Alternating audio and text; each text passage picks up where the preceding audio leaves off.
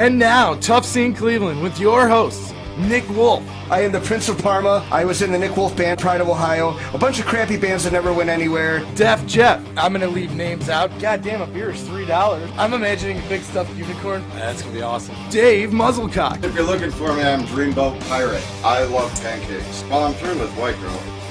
Featuring Frank Martinez. Hey, how you doing? I just got back from Peoria, Illinois. I went out there to sell my water filtration system. Aurora Sands. Not a domestic woman. And the best bands in Cleveland. See, hold on. I'm doing a show here. Hold on. This is Tough Scene Cleveland, dude. Tough Scene Cleveland. Hello, everybody. I hope you're having a wonderful summer.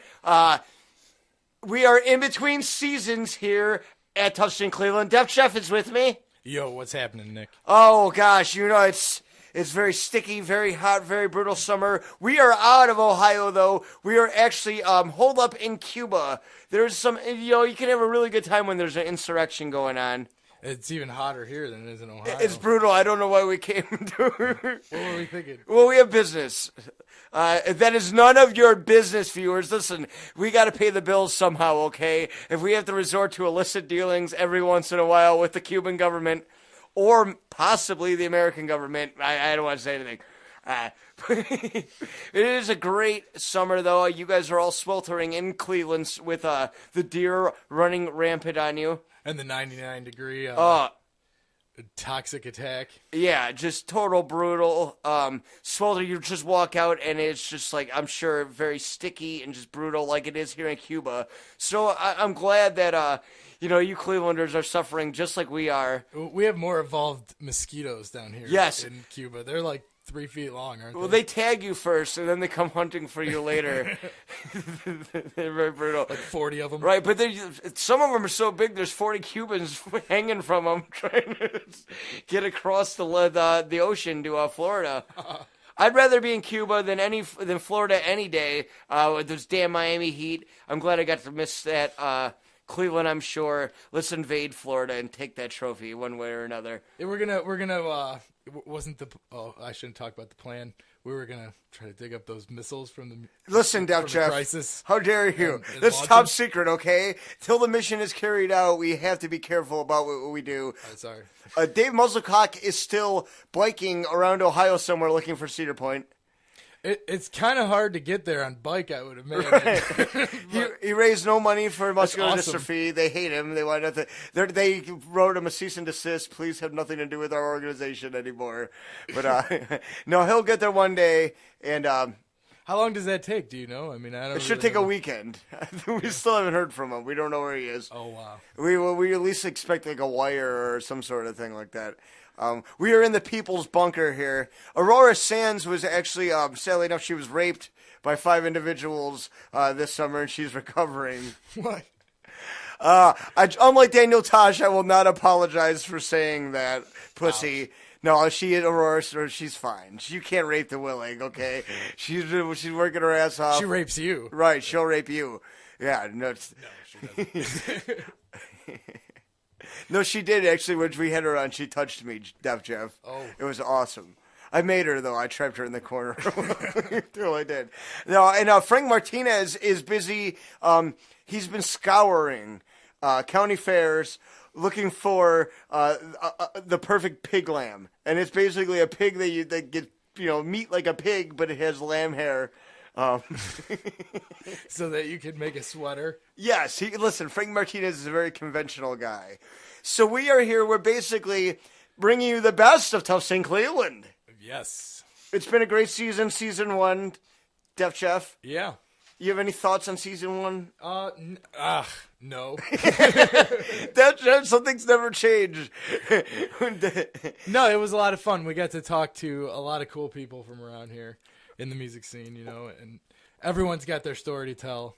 And it's all so unique and different, tied together. It all fits together. It is. It's like one big story with each different chapters. And I got to say, Tony Erba, Jim Lapucci, Aaron Dow, who we will have on soon. That's going to be one of our first segment or later segments here. That's our finale segment. Yeah. The band Fuck, Forge and Flames, CJ, the Steves and Julies. God, what other bands have we had on? We probably should have wrote this down. Yeah, no, I mean, we've had a lot of bands on, and it's been great having all the Steve Trent, our first phone interview. Which is excellent. That's an amazing legend. Right, so it's been a lot of fun, and we've had a great time, and these are basically kind of our best of our clips, some of our bits.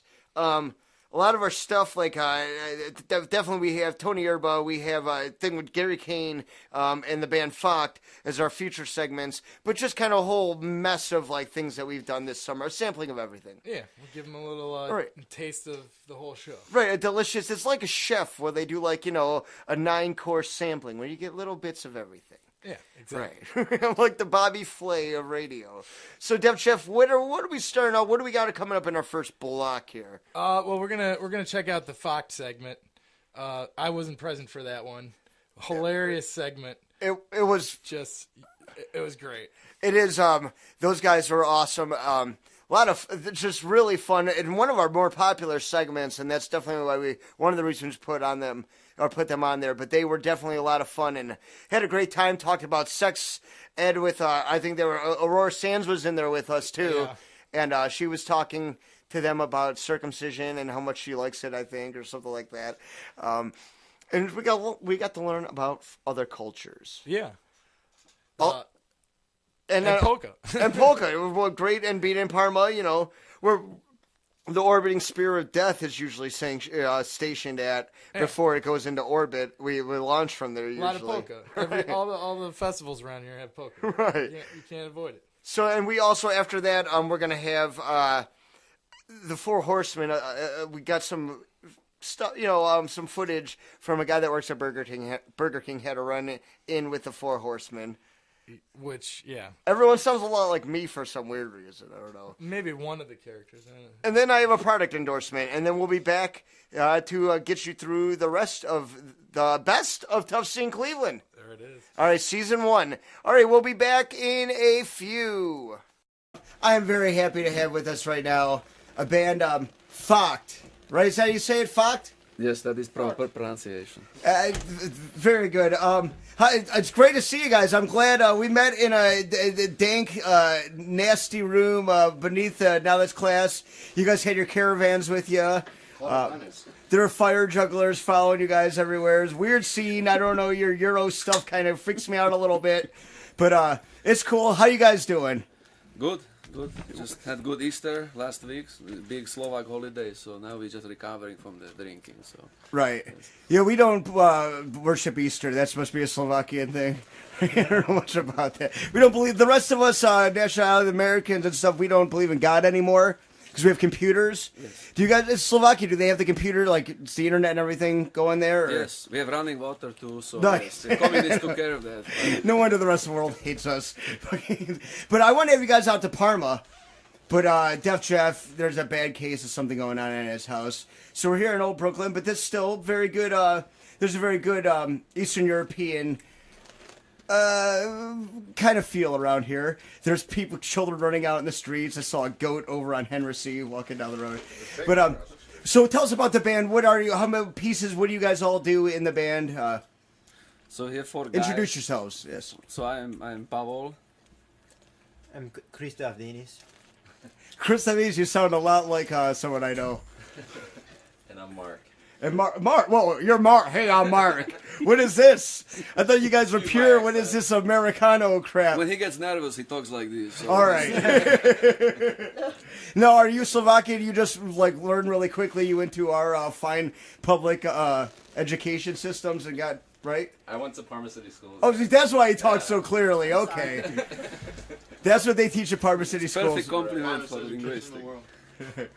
So, what's going on with you guys? Now, as far as because there's many different genres of you consider yourselves a polka band, or what do you consider yourselves? Well, we play Slovak folk music, but we have a repertoire with some pop music as well. So it's some people say we're not just polka band. We also play rock music. What are some of your big what are some of the big pop and rock bands that you were exposed to in Slovakia?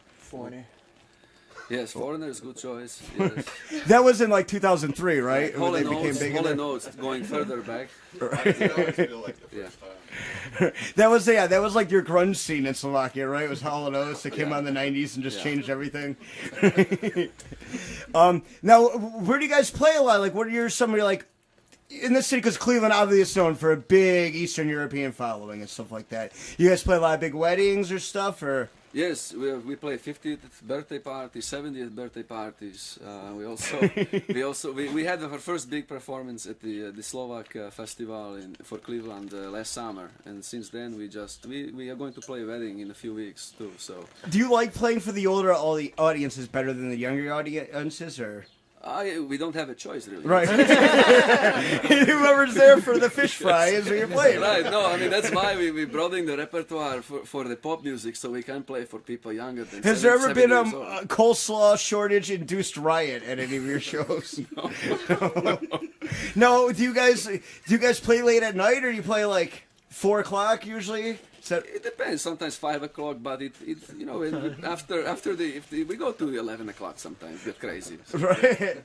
Now, do you guys get a lot of girls, like followers, groupies? Yeah, sometimes the granddaughters of the people who are dancing for us, they get out on the floor and they are fans too. We have a Facebook page and it is growing by at least 5 people per month. So that's amazing, and it's all granddaughters. Robust growth. So it's exciting. And the scarves go flying in the air off their hair. Yes, yes. Not much screaming, but at least dancing.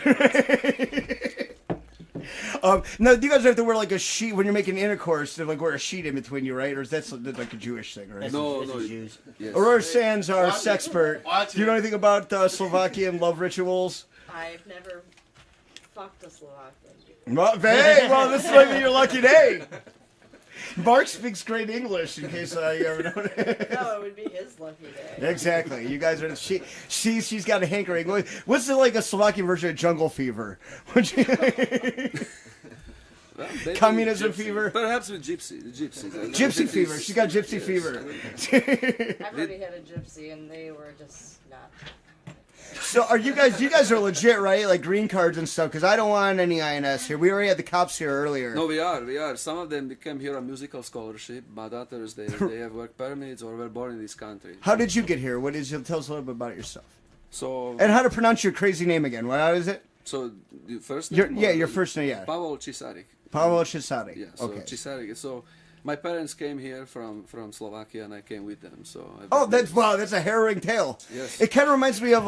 We get on the plane with customs. It was okay. They asked us a few questions, but otherwise, no quarantine or anything like that. My idea of immigration is more like American Tail. Yeah. I picture like you're on the bottom of a boat while cats are after you. No, I only saw the picture of the Statue of Liberty, but not the real thing. Right. So, yeah. We don't let the immigrants too close to the Statue of Liberty, anyways. They would like camp out there and stuff. It became a big scene. Yeah. You have to have an American citizen and have your credentials to go to Statue of Liberty or anywhere in Washington D.C. anymore. Yeah. But you can't be without papers these days. Right, you don't need papers. Your name again, sir? Christoph Zinis. Wow, you have a very strong accent. I gotta say, it doesn't waver at all. So, Christoph, do you have any? How did you guys like meet each other? Have you guys come over to the boat together? We were at Sunoco station at corner of Broadview and Pleasant Valley, and our hands touched as we were both going for the gas. Right, it was kismet then. Yes.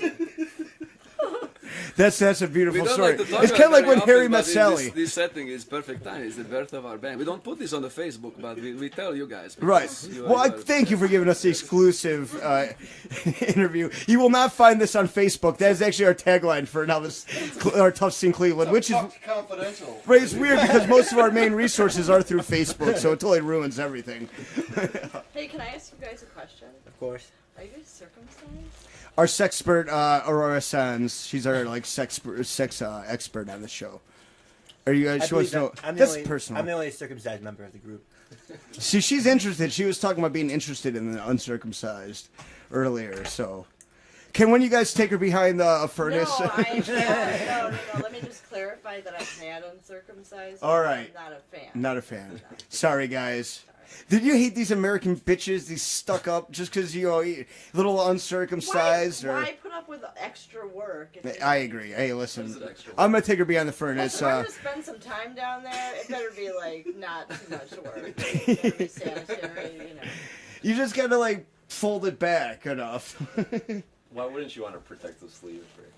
It is. It's like an iPad cover, right. Pretty much. Oh, that's good. See, that's the Parma member of Fox brings that information. So, what do you guys got going on? Any big things? You guys gonna record some songs for us? Yes. Live in studio. I felt so horrible. You came on. We had a great conversation with you, and our crackpot engineering department screwed it all up. Deff Jeff, ladies and gentlemen, he ruined it. You're off the hook, Muzzlecock. Hey, he's not here, so you did nothing wrong. I'm not dying of government. No, it's fine paranoia because right it's for the. If only it was for the purpose to bring us all together in studio, not just a few members of the band. Everybody's here, so right? It's Exactly. good excuse to lose the we thought we could get better out of them. We're just gonna destroy the footage. Yes, we have plenty available for this. So yeah. Anyway, in terms of our current itinerary, we've been working with Mutt Lang over in London. The famed Shania Twain producer. Right. And so our new disc is going to be coming out on Laserdisc. Do you guys incorporate that Def Leppard backup vocals into your polka then, if you're working with it? Yeah. Because that's amazing. That's what I've been looking for in music, actually. Joe Elliott, very underrated for this part.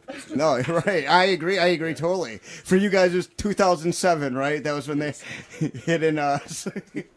So, you should do, actually, Crystal, you should do our Hump Day report sometime. I think your voice would sound really good on it. But, so, any big shows coming up right now? Just ask you that, or what are you gearing up for? No, actual bookings. No, we have the 50th birthday party in Parma. It's for somebody, a pillar of the Slovak community. Okay. Next week. He's a prominent dry cleaner. That's right. But actually, it's a woman. So, yeah. So there should be plenty of open bar and plenty of Ukrainian food. What's the drink? What's the big Slovakian Ukrainian kind of drink? What do you guys pound back hard?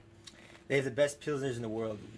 Yes. Pilsner. That's the original Czech beer. But for hard stuff, it's more the Slivovica, which is a plum brandy, and then the vodka too. Vodka is a favorite too. And them damn Black Russians. Yes. And Mountain Dew. Also. Yeah, Mountain Dew.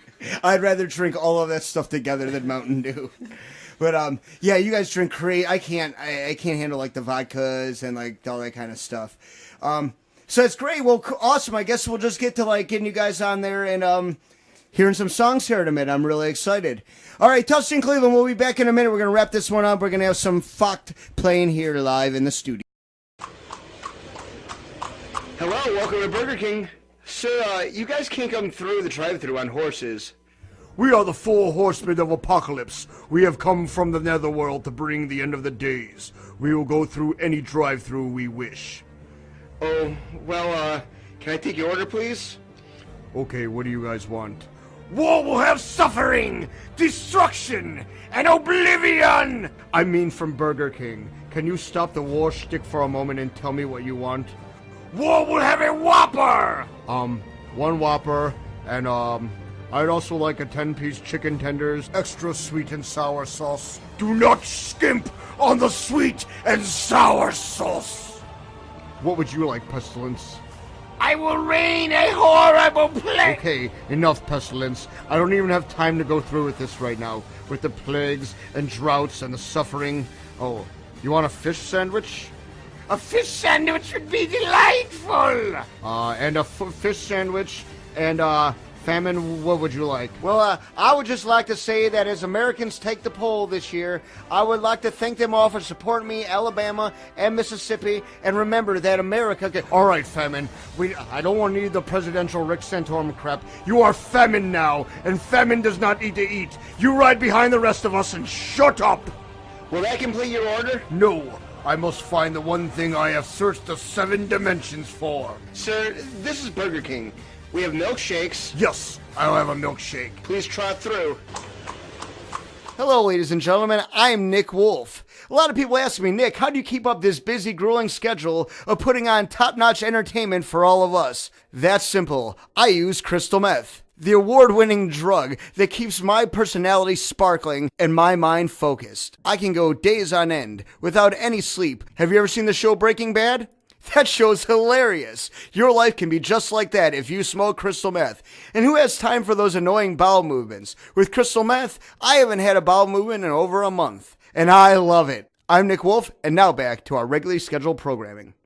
Tufts in Cleveland, we are back. Nick Wolf, Deff Jeff here in Cuba, somewhere undisclosed location. I heard machine guns upstairs. It's getting brutal. We got to get this stuff and get the hell out of here, Deff Jeff. Yeah. We have to sabotage the whole thing. Yeah. Oh, wait, shit, we're on the air.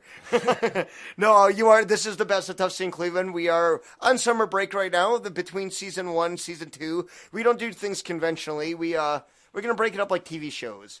Or yeah, so we have seasons. We're like a TV, movie, radio, YouTube. Right, exactly. We're a mix of everything because I think you have to be versatile in this day and age, and there are so many forms of technology and media that you need to use to, get there. And I mean, it's not just getting on TV anymore, getting on radio. It's about having a presence on the web. It's about being out live with people and stuff. And yep.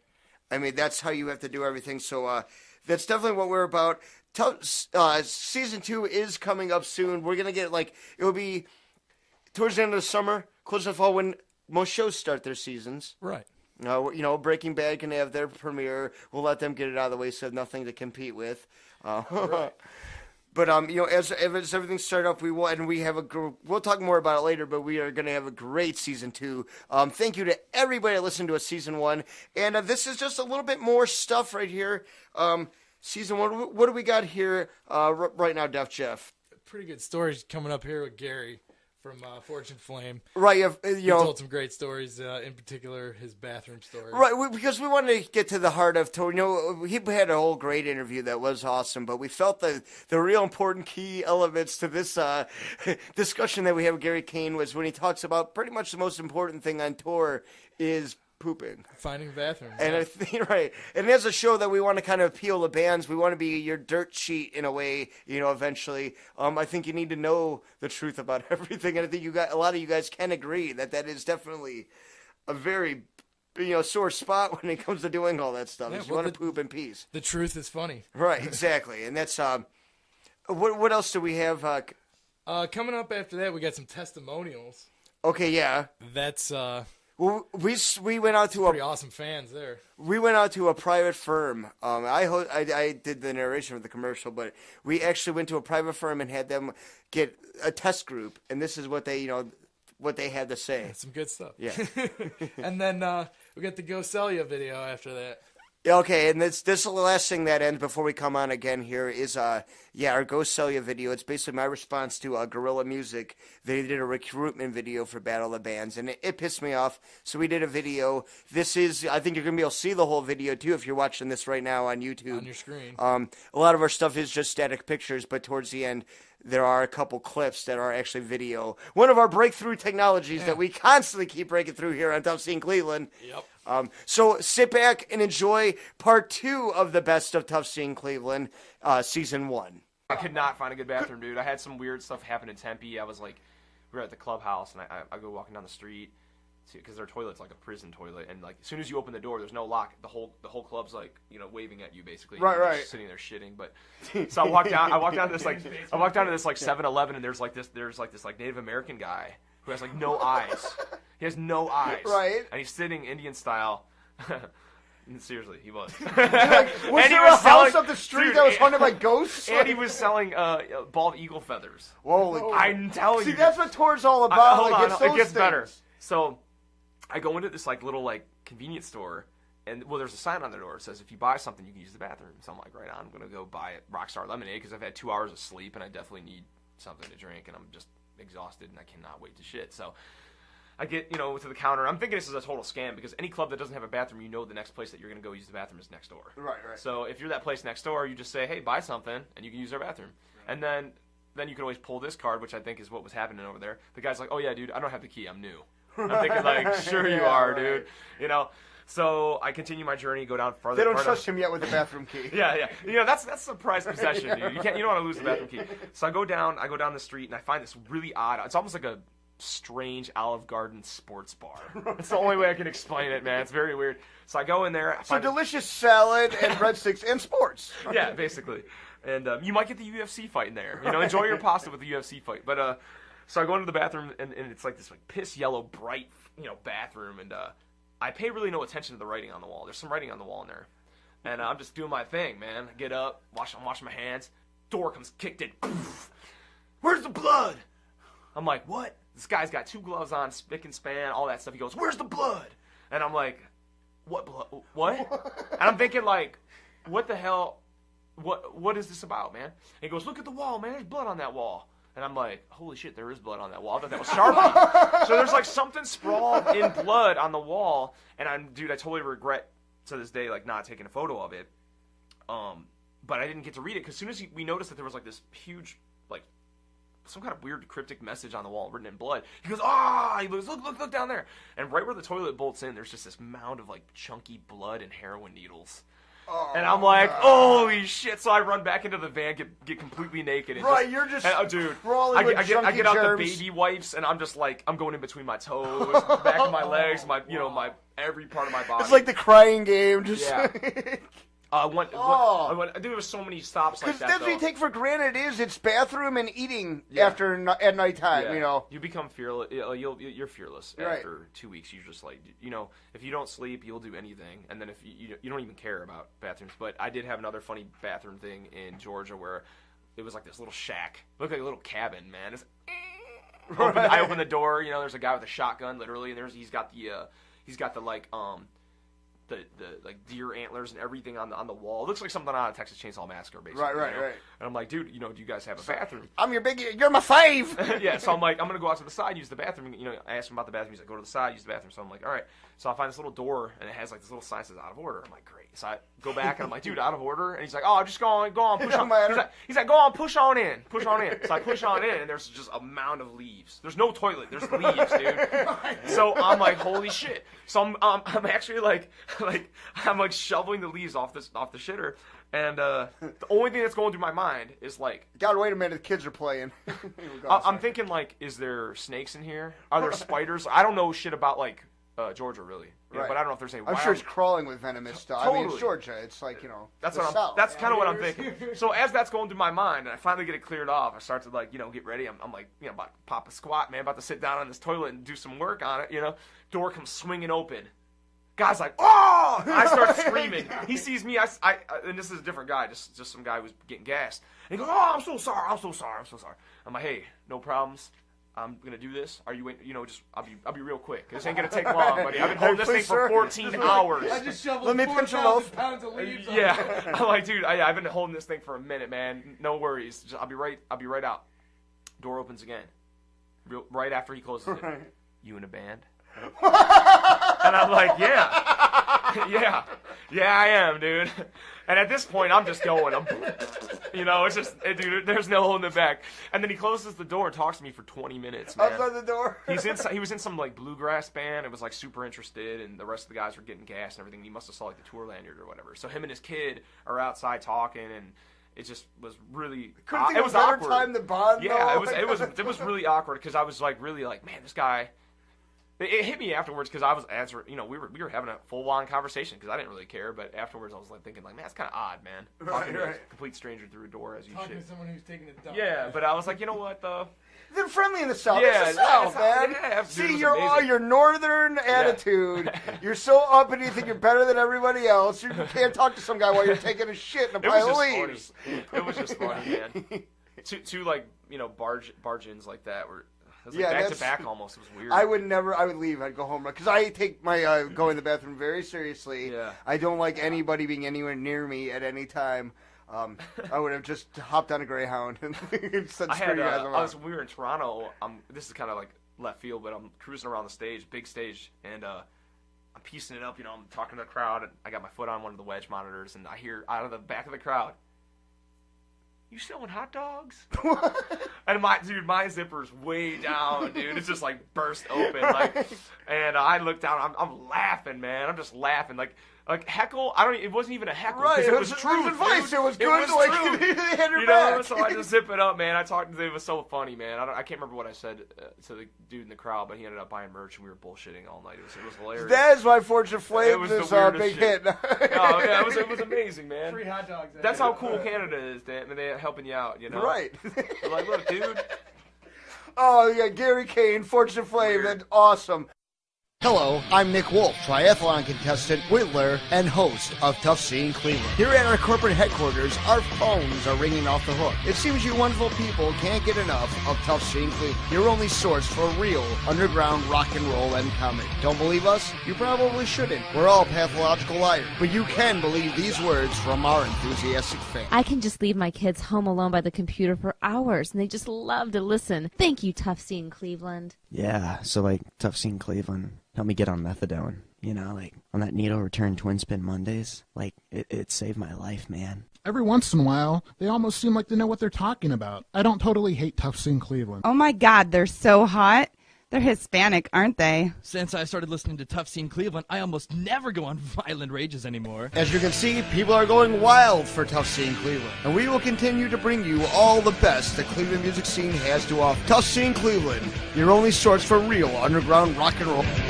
Hi, I'm Asshole, one of the pimps at Go Sell You Music, and we would like to talk to you about why you and your band should compete in our Public Fisting concert series. Recently, public fistings have become more popular and better attended outside of legitimate venues than any other concert. And for good reason. When a local show is turned into a big event like a fisting, people know that it's going to be very lame and very boring. At a fisting, your friends are labeled as fans and has to do all the work for you. It's not unusual for a finals round to have 800 bands or more. When a group wins a public fisting, we blow a bunch of smoke up their ass and don't pay them. Then, if you plug yourself on social media, someone might notice. You're welcome. Lies, lies, blah, blah, blah. Marketing team, North America, lies, lies, lies, bullshit, Ponzi scheme, lies, lies, lies.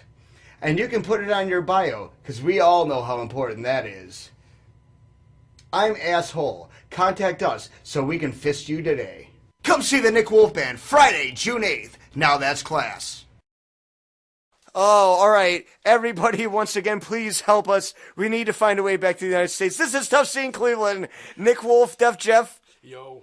We're building a raft right now. We've took care of business while you guys were listening to clips of our show. We were being good Americans while you were sitting in your air conditioning on your computer listening to us. But now we've done our patriotic duty. Let's build a raft and get the hell out of here. What are we going to build a raft out of? Sharks. Shark raft. We gotta find a way to build a shark raft. So you just listened to Gary Kane talking about pooping, as well as me running my mouth about guerrilla marketing and rebel rousing. I just saw that video. You get to see how good looking I really am. I've lost a lot of weight since we've been in Cuba here, though. It's been bad news. Yeah, you got a bit more tan, too. Right. and I noticed a few tattoos in another language. Yes, What's that all about? I fell asleep one night, and we were playing poker. It was very high stakes. Oh, wow. There might have been some guns also brought into the whole thing, but I might have been forced to get certain messages tattooed on me. Do you know what they say, or I don't want to know what they say. But we'll get those removed, Nick. Right, when we get back to that's the what I love States. about America. The conventional We'll laser them off. Right, exactly. There's no lasers here. They don't have lasers in Cuba. Those are the conventional technology that we have in America. But so you listen to Gary Kane talk about pooping and fucked earlier in the thing, and us rambling about Cuba. So I guess we're coming up here, Deff Jeff. What do we have? This is our third segment. And we get that roundtable segment we did with Full Moon Renegades and CJ. Oh, yeah, this is a good one. This is basically, we sat down with Full Moon Renegades, CJ Gunn from The Exceptions, and Dead Enders and Subtones, and Tough Scene on our show constantly. But it was good because we get to fit CJ on the best of. That's good. No, but it's, we had a good talk about just stupid stuff. I think we interview guests and we're doing a lot of things, but the main core is I just want to have good conversations with people in bands and kind of, because a lot of us are weirdos and have funny things to say. Yeah, and it was good to just take an opinion and run with it around the room and have everyone say what, Right. Here's what I think. Here's what I think. It was cool, It was like politically incorrect without the politically. It was just incorrect. It always. Exactly. So then, okay, so what do we have that we're finishing up here, right? This is our last segment? No, we got one more after this. Oh, okay, cool. Well, I'm digging a hole here. I'm getting everything ready. I'm trying to bait the sharks. All right, we'll hurry it up. Yeah, we're going to sail back to America here in a second. Yeah, coming up next, we got the sand call from our remote at Now That's Class. Oh, yes, Mr. Frank Martinez. He really, it's not a prank phone call. He really was looking for sand in Wichita. Yeah. He wanted to pay shipping. Right, that's how his mind works. You guys, he's a very complicated person. He's a layered person. Well, Wichita is close enough to the desert that they can get the sand pretty cheap. It's a disco, right? He's got a whole racket where he sells it wholesale in Ohio for extra. He's brilliant. He's a brilliant entrepreneur. What was he going to do with it? Make sand castles? I don't know. Yeah.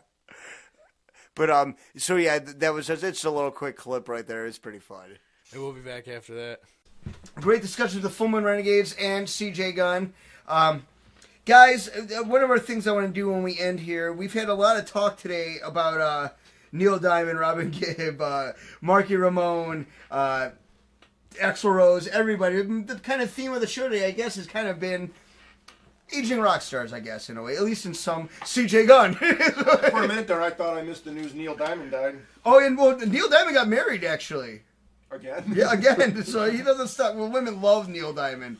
He's probably like, I mean, if a woman's between 40 and 80, they'll just spread for him instantly. Just song. And then They're just squirting. Tom Jones gets the leftovers. Yeah, right. He gets the dirty underwear.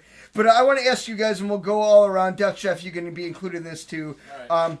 One aging rock star that you think is still awesome and it's still like great. You can watch him anytime.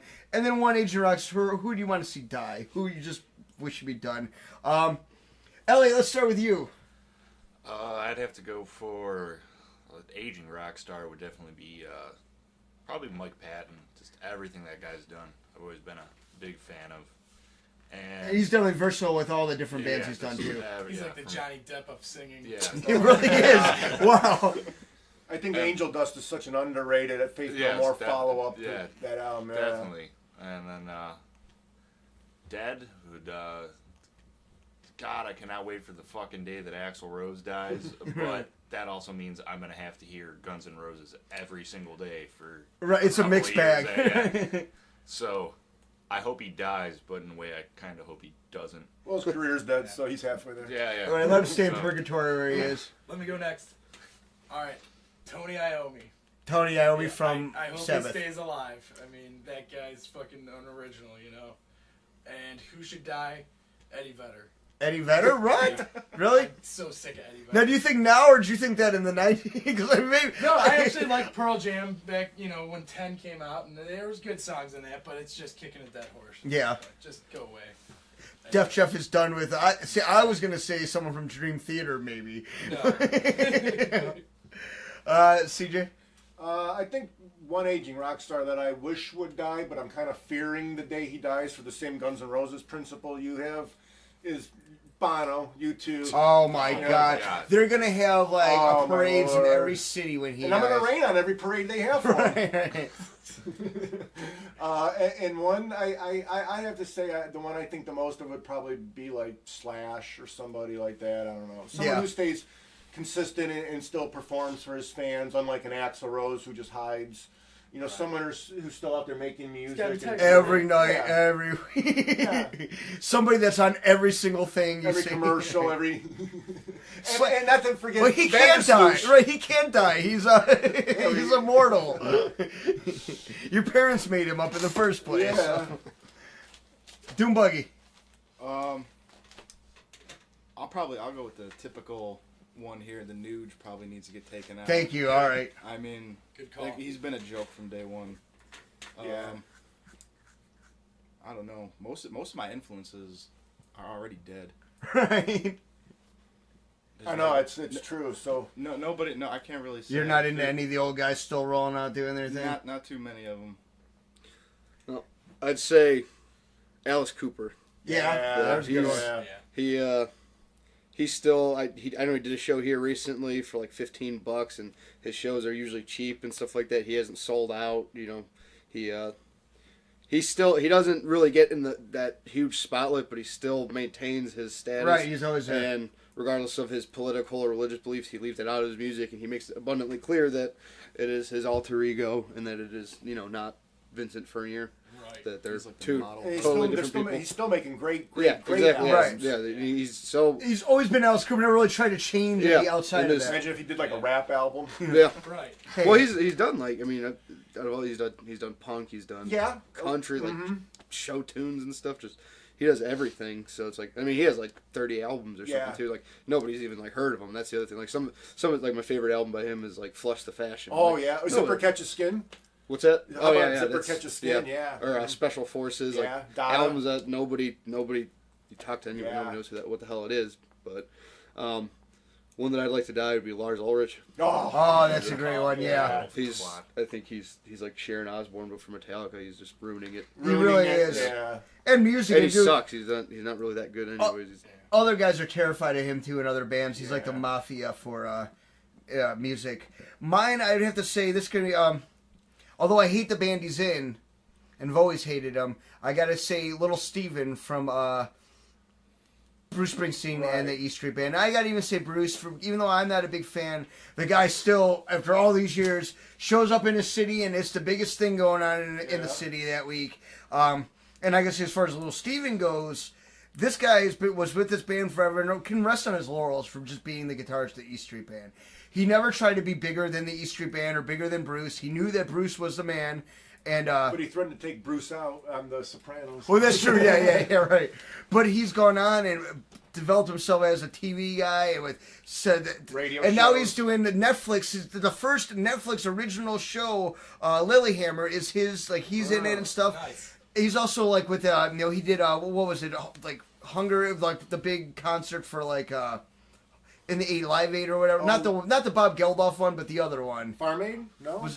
That was Mellencamp. I'm not sure, but he's done a lot of stuff for charity, and it's just his little Steven's rock show garage rock show brings music to people that never heard it before. I really think that guy's really a tops. Yeah. As far as dead, there's so many I wish would die. Exactly. I wish the rest of the members of Leonard Skinner would die, just to clear it out. Let's just get rid of them already. Enough. Yeah, how did that happen? They're still going strong. Like you can't even eat ribs in this country without worrying that you're gonna have to hear fucking Freebird. Wow. So that's what I would say.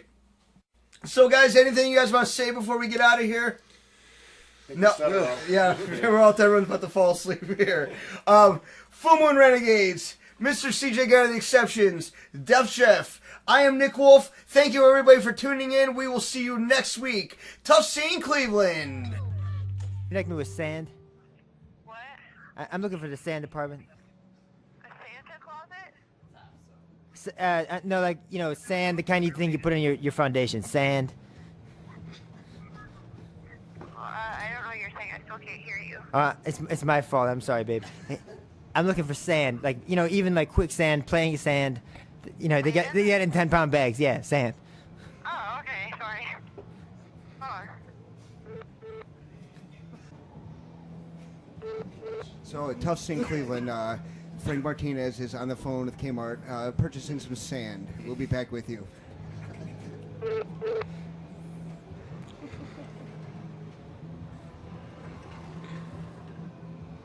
The customer service leaves a lot to be desired at this Kmart, I would say. Wichita. Residents of Wichita, avoid this Kmart at all costs. I don't think they have any other Kmart to go to.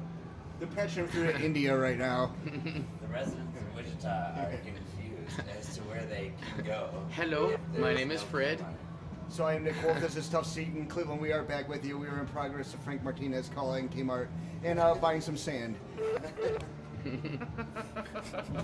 Just hang with us. I feel like a soundbite right there should be like, "Hello, this is Fred. I'm sorry." Right there. This is great radio. Here we have me and Jeff Muzzlecock and Dave Dolphin. Dave Muzzlecock. Hey, Nicholas, but just proceed as normal. Right. Yeah. But CJ down here. CJ, don't worry. We'll get back to you. We'll get to you in a second. Oh. Segment's coming up. Just this is important right now. This is. I feel like CJ's beard should have its own segment. Tough Scene Cleveland, here we are again. Nick Wolf, Deff Jeff here in Cuba. Sunny, beautiful Cuba. Hola. No Muzzlecock, Aurora Sands, or Frank Martinez, but they are getting ready for season 2, and it's going to be great. We also are going to have our good friend, a huge, gigantic star, Bo Bradley, will be on a regular segment. Oh, he's coming? Yes, the legendary Bo Bradley. You're going to hear more about this. I am breaking this to you right now. This is going to be a snowball thing that's going to blow up. Bo Bradley. Also, in season 2, our Amputee Musicians League. If you're listening right now and you know a musician that has an amputee, we want to find them, we want to spotlight them, and we want them to, like, get together and, you know, because I think a lot of you musicians are pussies. So I want to show a bunch of guys that have no legs and no arms how they rock. And we already have, you know, if you listen to the show, we've had Jimmy DiMichis and Jim Lapucci on, and they're going to be our 2 founding members of it. But we want more musical amputees. The more the merrier. Right. So when we get back to America, we're going to get that taken care of. But coming up right here, Deff Jeff. We got the, what was it, episode 2? That was our second episode, wasn't it? It was our second episode with Tony Erba. Yeah, Tony Erba, Aaron Dow, and Jim Lapucci. Jim Lapucci from Solus are sitting in there, and this is, this interview, we're not going to say too much. It speaks for itself. It's basically a lot about starting off, like what you and it was in the 80s and 90s, really starting off, and what you really had to do to launch a band, and really, you know, things are very easy now. We still have our problems. Definitely, Tough Scene Cleveland exists because of that. Well, the saturation. Right, and but you know, it was a different story back then, and things were a lot more difficult, and there were a lot less things going on. And some of these great bands, the reason they're great is the journey that they had to take by finding these unconventional ways to become these performers that they are now. So, exactly. Yeah, good stories there. Without further, this is Tony Erba, Tough Scene Cleveland. We are here now with Aaron Dowell and Tony Erba, our guests here in the studio, and Jim's still hanging out. He can't get too far with his leg. How you guys doing? What's going on? Yeah, awesome. That's totally fucking great. You're really with it. You talked yourself out over in the cesspool that Dave calls the living room. You mean that wasn't the show? No, we should have recorded you. They had something to say then. Tony, we'll get to you first. You have an extensive history in this city. Kind of what we're talking about today is basically, I'll say it again, that the history of like clubs and bands in this city and how everyone's kind of like, oh, it was so much better back then. And I want to get to the root of it, if it really was or if it's the same crap. But you have definitely been around for a lot of it. When did you start playing music and why? I started playing in, I want to say, 1985, in summer 85. With a band called Lek, which had a lot of luminaries such as Jim Kanya and Ron Merck and Chris Pello. Oh, you've unleashed God, that's unleashing a bad thing under the world. By luminaries, you mean criminals. Yeah, and we were kind of Domestic Crisis' little brother band, and we were never on the same level musically as them. Yeah, we used to give them wedgies. And you guys were the cool guys, and you looked up to them and wanted to be like Lapucci. I remember we let you guys. I remember the one time that we let them jam at our practice spot, and Erba got hit with a shoe or something. Yeah, there was always goings on. He can't even remember he's been hit with shoes and exploding things so many times. This one didn't have a foot in it. It wasn't a leg, though, was it? Well, we were clueless putzes, and we didn't know what the hell we were doing. One of the guitar players was more like a Ramonesy guy, and the other was Merck, who was like thrash metal creator and stuff. Great story about Merck, actually. Steve Eggs, we used to go over and hang out there for a while. Merck won't talk to Steve Eggs anymore because one day Merck goes out to his door, opens the door to find Steve Eggs banging some chick in like his driveway. His like nasty girlfriend at 2 a.m. Any port in a storm. You get mad at the guy for getting some ass.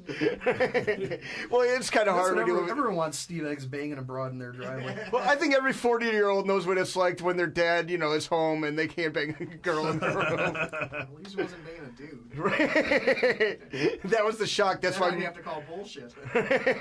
That's why Merck doesn't want to talk to him anymore. But poor Ron, he's been just beaten into submission by Jim anyhow. Kanye, that is. Yeah, I'm sure anyone that can surround Kanye too long just I find ourselves talking. He's like the phantom of this whole thing. Like we talk about him, he'll never show. Thankfully, though, it's like Beetlejuice. We say his name 3 times, we'll hear him. He'll be standing there just handing out flyers for the next stupid show. Like, what's up, dude? Pissed. He like land you a record and a sticker. I see him lurking at the grocery store now, and he's got like flyers and 7 inches. So Lek introduced Tony Erba, Jim Kanye, and Merck to the world. I guess so. God, we didn't. We played parties and stuff. Our biggest show was we opened for Warzone and Domestic Crisis at some place in Bedford, and then was it called November's or September's?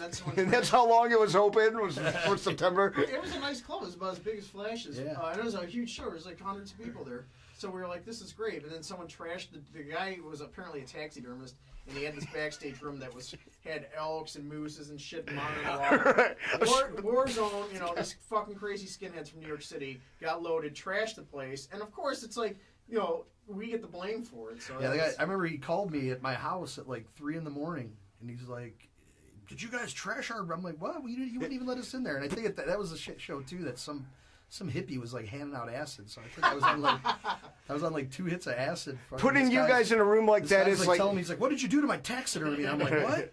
I remember Steve Murray from Confront. He rode his motorcycle to the show, and there was some skinhead there in the pit that was kind of cheap shotting people. So he put his motorcycle helmet on and just wade into the crowd and just fucking steamrolled. Like Evel Knievel just beat the shit out of me. Yeah, having you guys in that kind of environment's like putting Ron Sandusky in front, Jerry Sandusky in front of a fucking Boy Scout troop. You're just inviting trouble there. Hey, when I was a little kid in the summer, I loved going to Sandusky. Still do. Right. He spent many summers. Well, Sandusky spent many summers in him, but.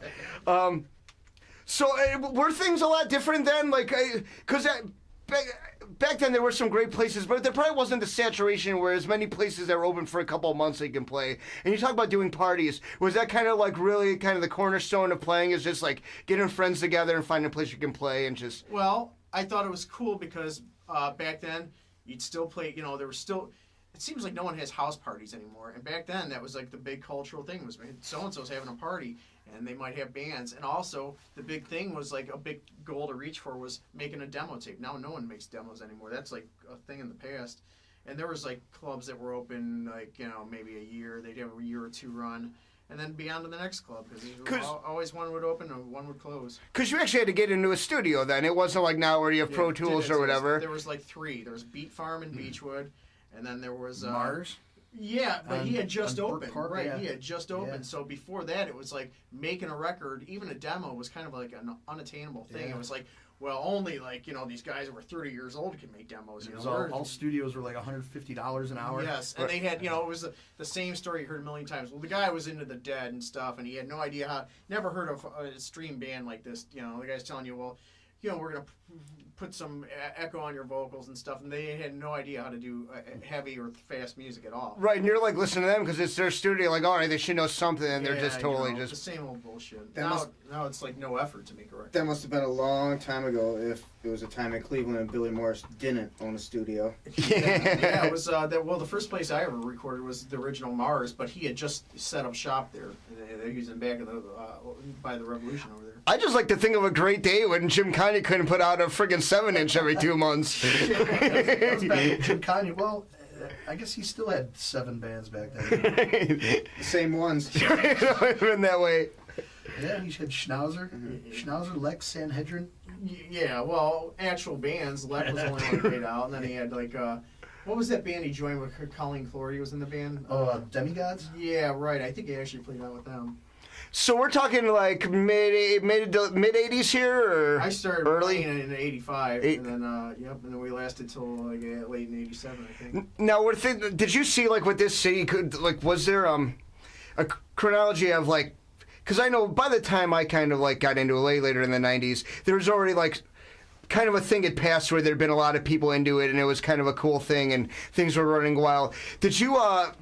How did that happen? Did you see that? Was that something that was going on already, or is that something that kind of had to deal with just playing where you could before, like really bands started kind of emerging again, kind of getting out of that mid '80s rut? Here's the whole thing. They had, I was still like really starting in a hardcore, but I was a metalhead at heart. So I was still like really steeped in the metal scene, which has always been strong here. And Diversions was going real strong. That was a good, and Shadows was big, and those places were open for a good run. But for hardcore, the places were the Underground, which I only went to a couple times, and the Lakefront, which I never went to. Places that, it wasn't like I could ride my bike to a lot of these places, Right. Even the old Brooklyn Tavern, too. There was good shows there. But, like, that era was right when the old guard, the downtown art crowd started dying out. They were all big into drugs and stuff. Right, that Pay Against Pink Holes kind of. Yes, and I was, like, not my scene, man. I was, like, really into 7 Seconds and Positive Youth and Straight Edge and whatnot. But I was still also really into metal and the local. And crystal meth, right? Yeah. Crystal Gale. Who needs crystal meth when you have Crystal Gale? She has such long, luxurious hair. I love her. I got to hang out with those Purgatory guys and roadie for them, and they were like a big influence, even though they were a metal band, and I was like this ratty hardcore kid. It was still, that was my introduction to seeing how like besides Domestic Crisis, seeing how like a band on a local basis does stuff. So it's really like seeing a band for the first time. Yeah. Well, those metal guys were like the real deal. Like they had this huge practice room. They had the, for band practice, the drums are fucking mic'd, set up on a drum riser, huge PA. These guys were no joke. 3-hour practices minimum. Right. It's the way you should do it before it kind of the ethic just got. That sounds fun. Yeah, right. No, I would never get through that. Let's do that twice a week. Yeah. Right. 3 hours of 3-minute songs. Yeah, no shit. Well, wait, metal be like 6-minute songs. That is Aaron down with his expert commentary. Now, Aaron, what is like? So we get into like the late '90s here, and Aaron, we'll get into you a little bit. You kind of start off a little bit different though. Like we start playing like. You guys kind of started playing with more of like the cock rock kind of scene, right? Or no? Do you want to talk? Yeah, sure. I don't care. Well, I'm not afraid to. Right, we had CJ because there were kind of what I'm trying to illustrate where there were.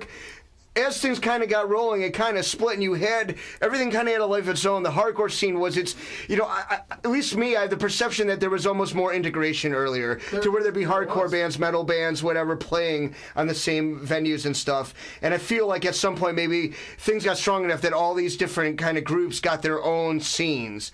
Am I right with that, or is that? Yeah, there used to be more varied bills. That's one big change. Is you used to go to JB's and there would be like Hyperzell, who was total big into eating acid and stuff, and then Confront would play the same show, who was a total straight edge guys, and then you might have like the odd metal band on the bill, and there was also like Sinistrike. Yes, and then there was like Joey D from Fatal Charm. He was like in tight with Tony Pines and Steve from Confront, and even there's some glamsters out on the west side. We were friends with like Tony Belfi and guys like that.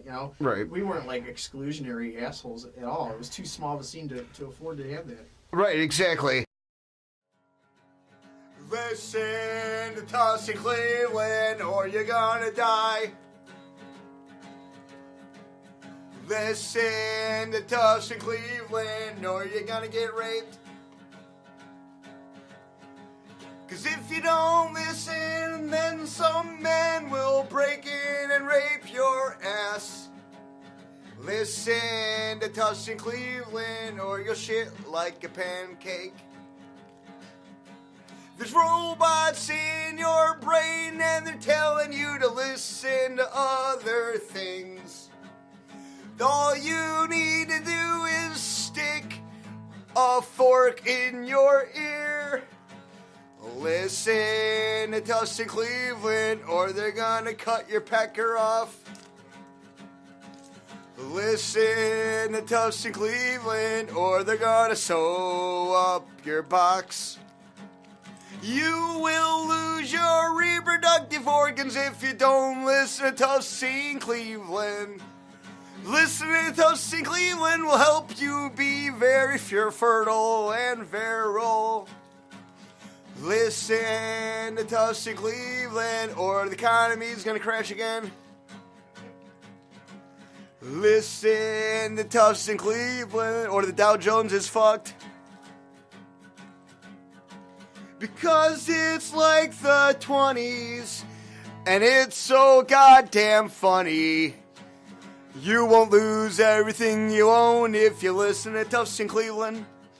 Okay, Tufts in Cleveland, Nick Wolf, Deff Jeff. That was my musical foray.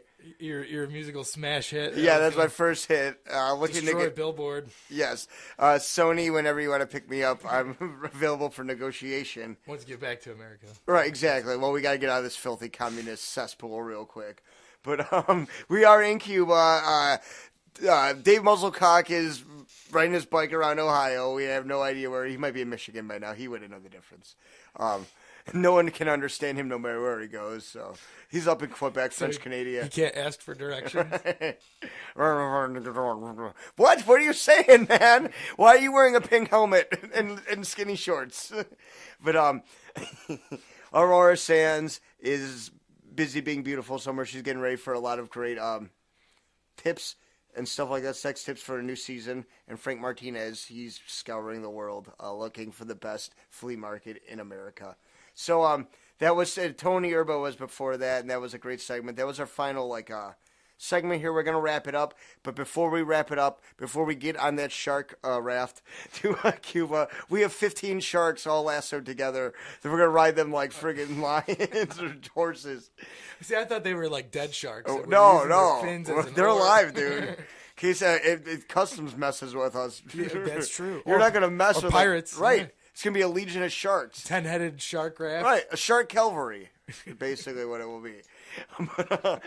We're gonna get back there, but season 2 is coming up very soon. We Once we promise get you. back. We just got to get back to America. If you want to contribute to the Get Deff Jeff and Nick Wolf Back to America fund, Tufts in Cleveland, we have a PayPal account. Please feel free to put. We take MasterCard. Not Discover, though. Right. Won't do it. Screw Discover. That's not even real credit. Right, it's not. It's stupid. Yeah, coming up in season 2, we got a few ideas of, keep the show evolving Right. kind of thing. We're going to get more to where, this was our first season. We were getting things kind of worked out and stuff. We're going to get more people to you in more ways. We're going to have our Tufts in Cleveland Night Out, which is going to be at a club near you, probably a couple different ones. Try to do in different parts of the city, to where it's a live show. And we're going to stream it on Ustream and other, we'll have more information about other sites that we're looking at to start kind of streaming this thing out to people. We're going to be taking live calls. Like I said earlier in the last big, Bo Bradley will be he'll be doing the Finer Things segment. Dave Kahns will be doing a survival segment. So we're going to have a lot of people, obviously Aurora Sands and Frank Martinez doing their thing too. A lot more sketches, a lot more craziness.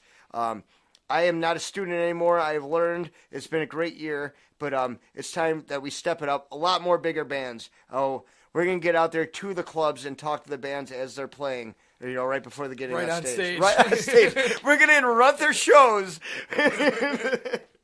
That is bringing, because we love you, our fans. And Stop the show to do an interview. right. If you like season 1, season 2 is going to take it to a new level and just more professionalism, just a clear, a really good run show. We want to be the best, and this first year, I think we did a great job, but it was learning, and I think we got it now. Well, and I think we have a way to be more connected with the audience. Yeah. And still do our archived version on YouTube. And we will have our Tufts in Cleveland website coming up very soon. Like, there will actually be a place you can go that will have our blogs up. We'll have different content that we will post up. And we'll also have like an archive of all our episodes, as well as YouTube that we'll continue to broadcast on. So everyone, just have a good summer. Just a little while away. Yeah, we'll be back in a little bit. Thank you for everything. Thank you for all your support. All the bands that have come on. All the bands that let us play their music too. Yeah, definitely. And we're going to keep doing more of that. We just got to get out of this goddamn country onto our shark raft. We got to find Muzzlecock. He needs water. We'll go just pick him up somewhere. Hopefully, he'll send us a Morse code once we get back in the States. Yeah. Aurora Sands, we will take turns on her. brutally. In engaging her in a very conversational way. And Frank Martinez will continue to be an aloof weirdo. So for Nick Wolf, Deff Jeff, yo, we're gonna leave you with two more things. Just a little thing I did. This will be our second video segment. How to Lose a Girl in 4 Minutes. I did it in school. It was just a project I did with Christine Tabar and Sassy Steph. I thought it was pretty funny. Yeah, so that's There's what I some put good out lines there. in there. I think so. If you want to learn how to really dazzle ladies, watch this. And then, no, that's it. That's all we got. Yeah. So thank you, everybody, for listening to the Best of Tough Scene Cleveland Season 1. Season 2 will be coming at you very soon. We're going to, I'm going to give a date right now. I'm going to pull a date out of the hat. We're in July right now? Yeah. August 18th. August 18th. Yeah, that sounds about right. About 2 weeks away, 3 weeks away? Yeah. Sounds about right. August 18th, Season 2 of Tough Scene Cleveland. It's going to take us probably a month to ride the Sharks up to Cleveland. Right. We got it. I'm hoping the currents are our way. Or it might be delayed a little bit. Right, exactly. With climate change, we might be screwed. All right, everybody. Deff Jeff, say goodnight. Good night, everybody. All right.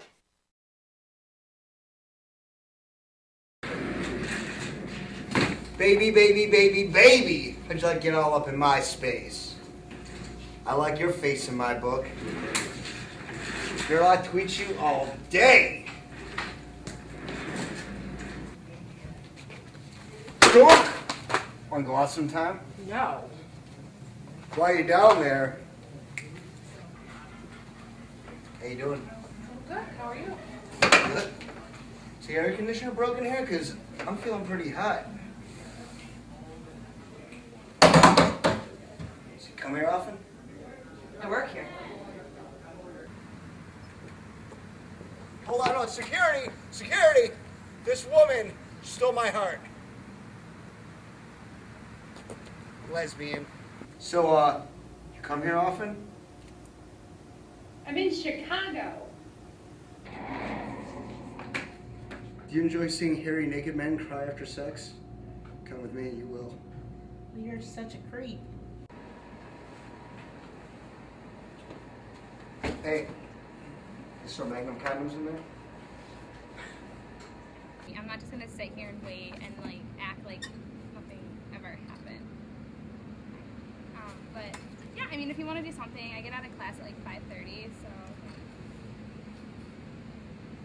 No, I'm here. Yeah. Okay. Yeah. I mean, I can pick up like beer or something. We can just like have a girls' night, do some margaritas. Is there a problem? Huh? Yep. Is there a problem? Oh, no, why? I'm doing good. Are you? I don't know.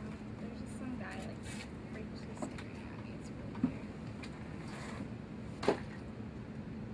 Yeah.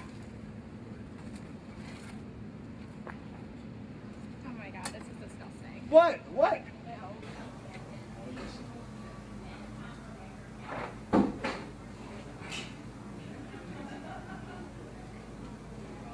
That really just happened. I think it did. Hey, are you from Jamaica? 'Cause you're making me crazy, everything Iron Man.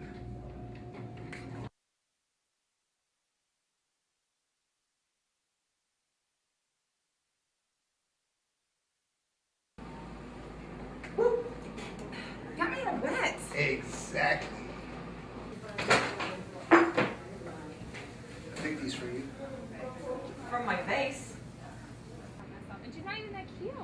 Right. She really is. Hey, ladies. Beautiful day out there, isn't it?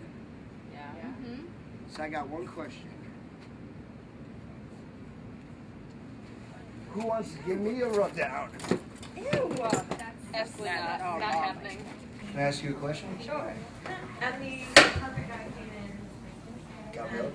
Oh my god. Yeah. She got shake though. But said I like your body. Would you hold it against me? I'd hold a knife against you. Hey. Hey. What you guys doing stars last night? Ew. Is your name Google? Because you're everything I've been searching for.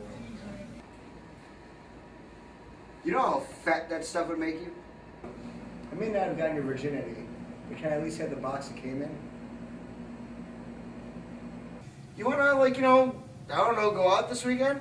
Sure, why not? Yeah. You like water sports? Because I love motorboating. Ugh. Hey, I just met you. This might be crazy. Here's my number. Call me, maybe? So, how's this Skype thing work anyway? Subscribe to Tough Scene Cleveland on YouTube. Like Tough Scene Cleveland on Facebook.